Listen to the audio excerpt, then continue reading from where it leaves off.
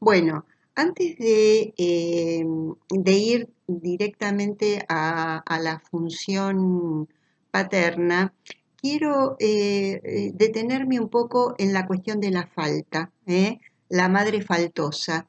Voy a leer un par de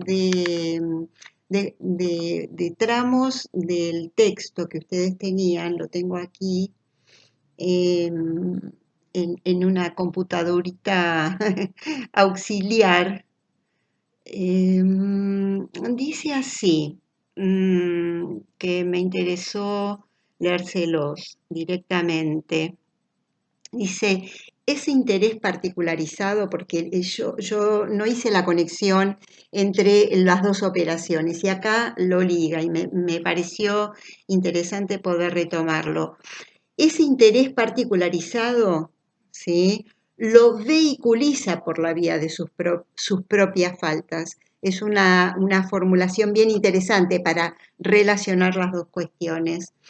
Entonces, esa es una, que el interés particularizado de esa enfermera, ¿sí? Se vehiculiza por la vía de sus propias faltas, por la vía de sus propias faltas. Ahora, otra cuestión que le agrega, que es esa falta, por un lado, es la que abre la vía del deseo. Eso yo ya lo planteé. Ahora, por un lado, porque es imposible, en tanto imposible de realizar, porque no hay objeto posible que lo colme, incluido el niño, ¿sí? Entonces, este matiz me parece importante. Abre la vía del deseo porque no hay, porque si se trata de deseo, no hay ningún objeto que lo colme, ¿eh? No hay ningún objeto que lo colme, tampoco el niño. Algo más que quiero retomar, que es que en la vía de lo que era la idea del complejo de Edipo, esa falta, de esa falta que vehiculiza el deseo y que no es colmado por ningún objeto, en la vía del complejo de Edipo estaba planteado como algo así, para que ese niño no se constituya en un objeto que colme la falta del deseo materno, aunque ya sabemos que esto es un imposible, pero puede haber esta ilusión, ¿sí? Eh, Decía que por la vía del mito de Edipo, lo que permitiría interrumpir esta ilusión de que sea el niño el que colme el deseo de la persona que cumple la función materna, sería que esa persona gire su mirada hacia quien le dio la posibilidad de engendrar a ese niño. Y ven que esto cierra la cuestión en algo que es de un orden imaginario. Si lo pensamos en términos edípicos, es la madre y el padre, ¿sí? Y es el niño que compite con el padre para quedarse con la madre, que es el mito de Edipo, queda reducido a los términos imaginarios. Entonces acá le agrego una cuestión que me parece que es importante y que tiene que ver con lo que planteamos en la clase anterior, que es que de esta manera estamos introduciendo una vertiente de la función que no va por la vía imaginaria de la madre, la persona, ese pequeño otro que encarna, ni el padre es el padre imaginario, es decir, el señor o la señora, en los términos de la estructuración también en términos sociológicos de lo que es una familia nuclear moderna, ¿sí? Eh, entonces, volviendo a esta idea de la falta, que en términos clásicos freudianos, por la vía del mito de Edipo, sería que es necesario el padre que cumpla la ley. Ahora, por eso hago este salto para ir o esta conexión, mejor dicho, para ir a la función paterna. La idea es que no es si lo pensamos en términos de función y en términos de operación, lo que va a permitir que ese niño, ese bebé, no quede capturado como un objeto que intente ilusionar colmar la falta de quien cumple la función materna, ¿sí? Eh, no es necesariamente el padre imaginario, sino que ahí tenemos otra función que puede estar encarnada por distintas personas, porque si no entramos en una contradicción y en una limitación en términos de lo que es la realidad social. No es así, que hay un padre imaginario que es el que interrumpe. Sí es necesario que haya algo o alguien que interrumpa. Lacan, sobre el final de su teorización, va a decir, y ahora sí pego un salto, después vuelvo, que va a decir que el padre está en la cultura. ¿eh?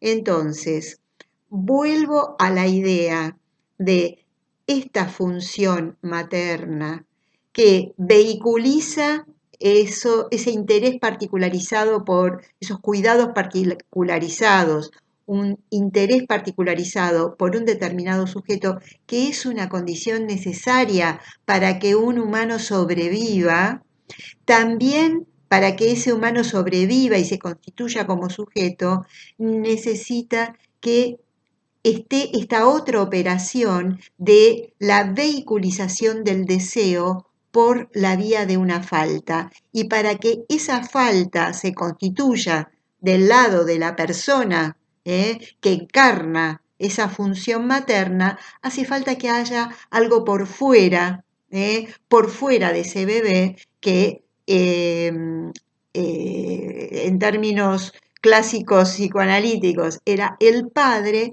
Hoy podemos decir que sea algo, algún interés que esté por fuera, que impacte en esa relación, por fuera de esa relación dual entre quien cumple la función materna y el niño. ¿Y qué va a decir en términos de esa otra función que es la función paterna? Es esa función que en términos de la transmisión de un deseo que no sea anónimo, transmite la ley, pero transmite una ley humanizante, que es la ley encarnada en el deseo. Y como bien leí por allí en una de las intervenciones en el foro, la pregunta es, bueno, esto lo puede ejercer a veces la madre imaginaria, en el sentido de la persona que cumple, en la que coincide que, por ejemplo, que es la madre, la mujer gestante, pero que esa parte de la operación de la función de la transmisión del deseo por la vía de la función paterna es encarnada por ella, por la madre que es la gestante. Es decir, acá esto abre a muchas variaciones respecto de esos pequeños otros que pueden encarnar las funciones. Entonces, la función paterna tendría esa particularidad que es la transmisión de la ley, pero una ley encarnada en el deseo. Y el otro autor, que es en el que se basa este artículo en realidad y que retoma a su vez a Lacan, que es Éric Laurent, va a decir, ¿por qué no podemos pensar que es el deseo encarnado en la ley? ¿Y cuál es la función de la ley? Que es la ley en el sentido de que regula los goces, lo pulsional, y en este caso es algo que regula ese goce entre quien cumple la función materna y ese sujeto que se está constituyendo. Entonces, esa regulación ejercida por una legalidad por una legalidad que dice, no, esto sí, esto no, pero no es por fuera del deseo. Por eso va a proponer la figura del Moisés, esa figura que encarna la ley, pero al mismo tiempo señala la tierra prometida, que en el mito del Moisés, ya no me acuerdo si lo planteé en otra clase, es el que recibe las tablas de la ley, no las elabora, ¿sí?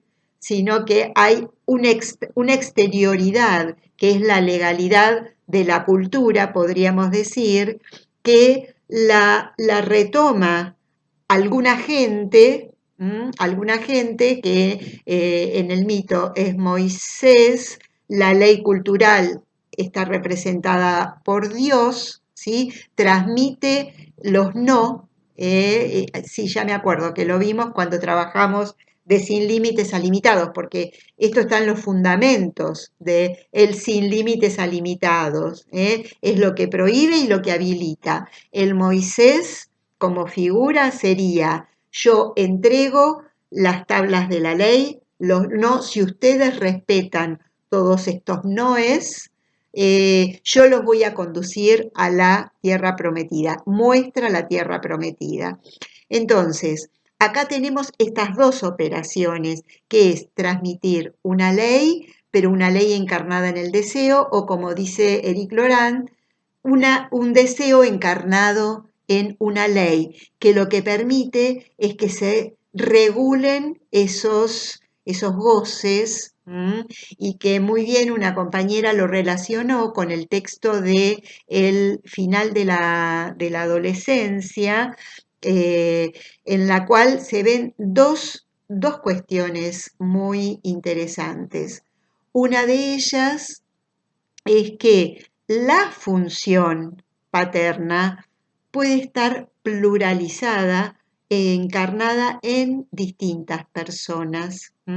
Entonces, en la próxima, perdón, y la otra cuestión es que esa encarnadura en distintas personas no es en relación a la persona a paquete completo, sino que es algún rasgo, porque si ustedes leyeron o van a leer el texto del final de las adolescencias, van a encontrar que no se trata de el abuelo o el padrino como persona imaginaria, sino algún rasgo simbólico, uno que le transmitió la música, el otro que le transmitió el nombre, y es más, lo que va a decir Lacan es que el padre es un nombre, va a hablar de los nombres del padre, entonces son múltiples,